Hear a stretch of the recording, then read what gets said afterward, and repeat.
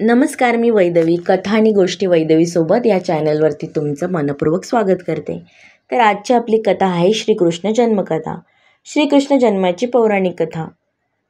आपल्या पौराणिक कथा एवढ्या सुंदर आणि छान आहेत, त्या ऐकायलासुद्धा छान वाटतात.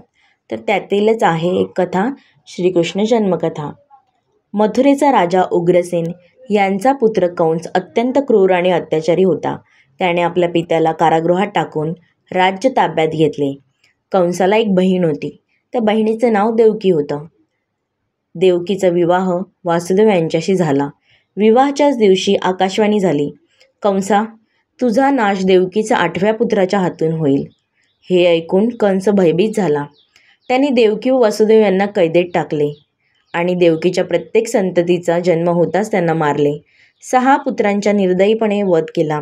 7वा बाळ योगमायेच्या कृपेने गर्भातून रोहिणीपाशी गेला, तो म्हणजेच बलराम. 8व्या वेळी भगवान विष्णू स्वतः देवकीच्या गर्भात अवतरले. त्या रात्री श्रावण कृष्ण अष्टमी मध्यरात्री ऋषभ लग्नात कारागृहात तेजस्वी बाळ जन्मले. त्यावेळी सर्वत्र दैवी चमत्कार घडले. कारागृहातील साखळ्या तुटल्या, दरवाजे आपोआप उघडले. पहारेकरी गाढ झोपेत गेले होते. वासुदेवांनी बाळाला एका टोपल्यात ठेवून यमुना नदी पार केली. यमुना नदी ओसंडून वाहत होती, पण वासुदेवांच्या पावलांचा स्पर्श करताच ती शांत झाली, कारण त्यामध्ये साक्षात विष्णू बालरूपी होते.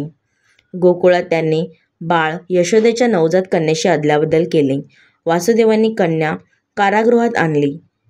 कंसाने तिला मारण्याचा प्रयत्न केला, तेव्हा ती त्यांच्या हातून सुटून आकाशात प्रकट झाली. ती म्हणाली, अरे मूर्खा, तुझा वध करणारा तुझ्या हातून सुटून गेला आहे आणि तो गोकुळात वाढत आहे. ही होती श्रीकृष्णांच्या दिव्य जन्माची पौराणिक कथा. पुढे त्यांनी गोकुळात अनेक बाललीला करून दाखवल्या आणि शेवटी कंसाचा वध करून धर्माची स्थापना केली. जर तुम्हाला व्हिडिओ ऐकायला आवडला असेल तर नक्की व्हिडिओला लाईक आणि सबस्क्राईब करायला विसरू नका. आणि जर तुम्हाला एखादी गोष्ट आवडत असेल आणि जर ती तुम्हाला ऐकायची असेल तरीसुद्धा तुम्ही चॅनलला कमेंट बॉक्समध्ये सुचवू शकता. थँक्यू.